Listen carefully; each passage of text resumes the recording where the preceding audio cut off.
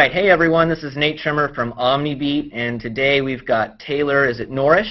Yeah. Taylor Norrish from PrintFriendly, and wanted to just kind of get a few moments with you and learn the story of PrintFriendly, how and why, when you started it, and where it's gone from there. Yeah, so we were talking right before this interview, we were talking about how we would work it in a company or in various jobs, and we just find so many so many people in their daily lives of work printing out documents and having a lot of waste, and to boot, getting a really crappy document, to try and read. And where I was working, they actually had 55-gallon drums-sized recycling bins next to the printers, and they would just fill up throughout the day. So I was working in the web department, and I did print, CSS files, and I was thinking, wow, why aren't more people creating print-friendly pages? I just couldn't understand it, and so just found that it was just a little too much work, a little too much effort, a little too difficult, and so I made PrintFriendly.com to help make it easy, to make it a plug-and-play process for publishers. Yeah, that sounds great because it's so mind-boggling with printing these days. From a user's perspective, you print a blog and you want the meat of the blog. And before long, you realize you've printed 17 pages of comments. It's like, wow. So maybe that's a tie-in. What are some benefits that you hear from your users that they just express? This is why we love PrintFriendly. This is what we use it for. I don't know that I hear specifics. It's really nice. I get these really nice letters from people, just saying how much they love it. And they talk about what they use it for, printing articles. And I'm guessing specifically it is the removing of junk. It is the waste. We've all got, an inner conscious that wants to, conserve and not be wasteful, and I think PrintFriendly does that for people, and that's the main thing they appreciate. And maybe with that, are there some tips, or maybe you can go into a little detail of the ways users can use PrintFriendly.com on a daily basis?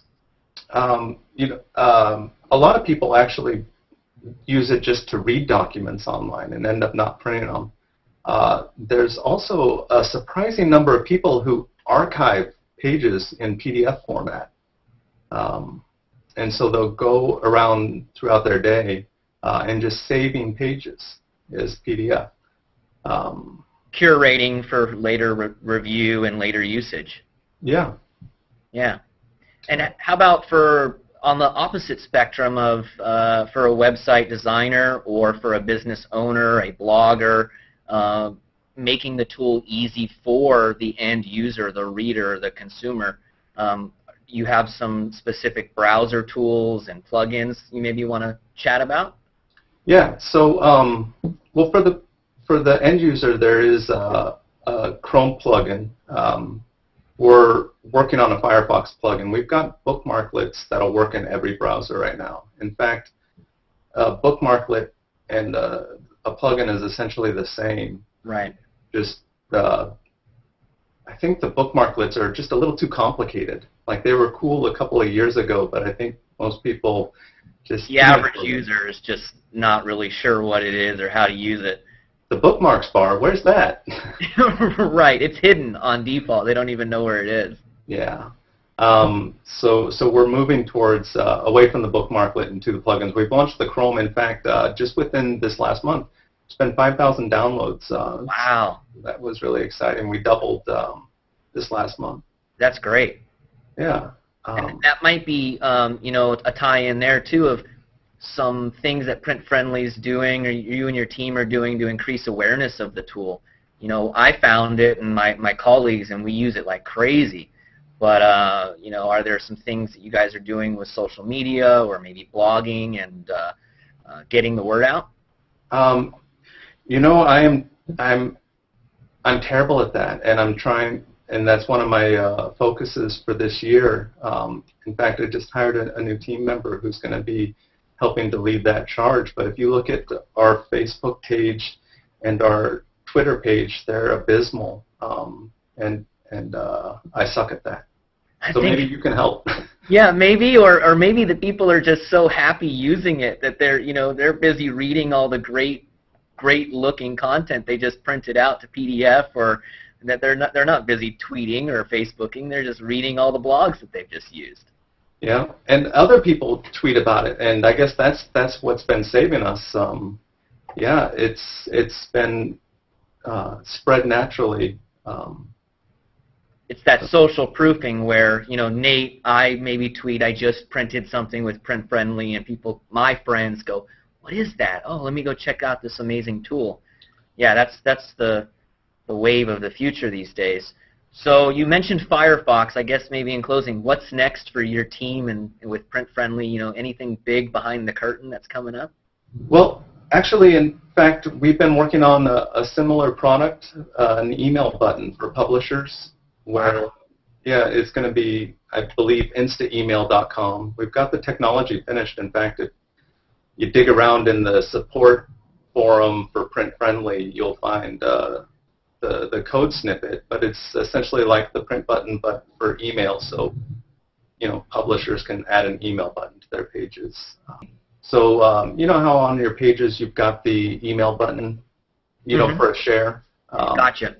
So currently, that's pretty tough for a publisher, because you're going to have to be dealing with, SMTP and potentially spammers coming to your site and, putting in personal messages and, and using your website to spam. Right.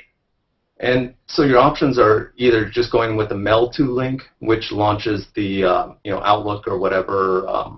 Which is often not set up properly. Oh, tell me about it. That's what kind of led to this was we would have an email link in PrintFriendly, and just the number of users that were having trouble with it. Mind-boggling. Yeah. So we're launching that. We're also really trying to nail down for PrintFriendly the number of pages in the preview. Right now it cleans everything out and presents you with a nice document, and you can cut stuff out to do more, but you really don't know what's page 1 and what's page 2. And it's actually a really tough problem because there's so many different printers out there, and they all do things a little different. So we're trying to nail that down so we can give people an accurate preview of the pages and let them fit content to a number of pages. Right, so that then they're really experiencing on the screen what they can kind of represent what they're going to get out of the printer when in fact they print it. These days with PDFs and tablets, I would imagine more and more people are going green and simply saving to PDF, loading on their tablet and reading on the fly. Yeah. Great. So printfriendly.com is where people get it and can use, like you said, the bookmarklets or the plug-in, or just type in a URL right there, copy paste, and get printing. Yeah, you Great. got it. Thanks so much, Taylor. It's really, really helpful, and we'll be spreading the word. Thank you.